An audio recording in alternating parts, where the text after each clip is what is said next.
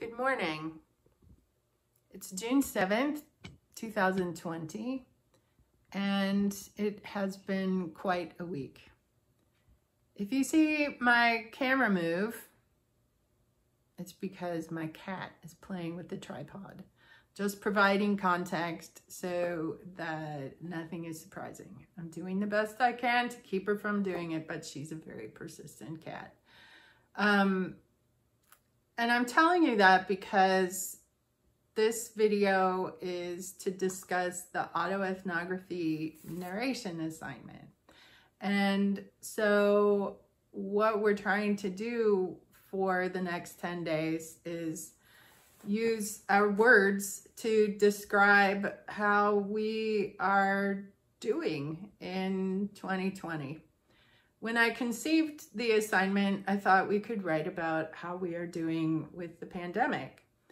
But in the meantime, we have also had some serious changes in our political situation. We've had people protesting, standing up against police brutality. We've had people responding to that in many different ways. We have had debates and a real moment in which U.S. troops were used to clear a square of protesters. So we have a lot going on. And now we've just entered hurricane season. So who knows if in the next few months we'll also have natural disasters to contend with. Right now there's a hurricane approaching, but it's not approaching Texas. It is heading for Louisiana, which doesn't make it any better. It's just different people, different ecosystems that get affected. So again, I'm telling you these things because these are the things that we are going to explore our responses to them. You do not have to write in your narrative about all of those things. You can choose to focus on one thing that's going on that is in any way related to unrest, violence, the pandemic, that is something that you are involved in, that you are responding to, that is affecting your life in some way.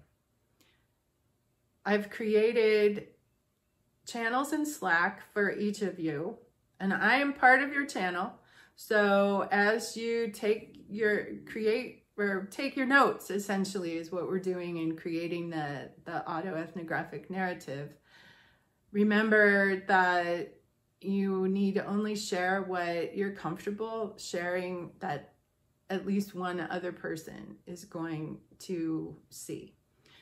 Rather than have you create Word documents and turn in assignments, I'm trying this to see if it makes it easier for everyone.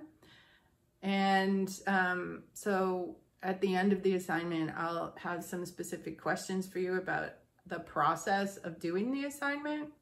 But for now, for about 10 days, work on creating about 100 words every day that are describing your world right now. And I am doing this assignment along with you. My channel on Slack is public, so you can all look at it. And I have created my first entry. You can do them 100 words a day. You can skip days, but at the end of the 10 days that start today, you should have at least 1,000 words of narrative that you can work on when we move into the analysis portion of the assignment. So you're going to need to think specifically about several things that Bollinger and his colleagues talk about. So the pages that are going to provide particular guidance to you about how to describe in an ethnographic manner are pages 65, 71, and 74 and 75. So you're going to look at vivid description, thick description. You're going to provide a sense of scene. Think about the people that are involved in your story, what kind of social practices and performances you are engaging in. In mine, my writing so far, my practices have been watching TV with my family, thinking about my past, curling up on my couch. So I have not been currently spending very much social time with anyone, so that's not going to be a big part of what I'm writing. But that doesn't mean that yours has to look like mine, right? We want to have sensory details, your sights, sounds, feelings, tastes, smells. What I have in my writing so far is related to time and what's going on around me more than about my personal experiences, but I'll get to that. Use vivid language and choose meaningful moments. You don't have to describe everything as if you were Google Earth from above, but be Google Earth coming in close to your experiences and describing in those vivid details.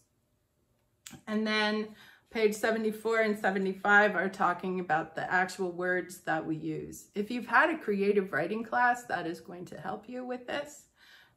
So you want to think about the tense of the words, using active verbs. So if you've had a journalism class, that will also help you. Using the rhetorical devices that we have available to us, for example, metaphor, and describing, giving definitions of the words that you use to describe things. So that's the beginning of the ethnography assignment. There's a handout in the handout section on the portal that contains guidance for this part 1 of the autoethnography section. Assignment. I will give you directions for part 2 when we get closer to doing it, because I think you will give yourself better data if you're not thinking too much about how to analyze it, because we don't want to analyze as we go. We are trying to capture our thoughts and our descriptions of our situation. Okay. So I've gone way over the time that I set for myself, and so I'm going to stop now. Remember, you can ask me questions in the Ask Dr. Bishop Questions channel. You can send me email, and yeah, so I hope that you find this assignment to be interesting.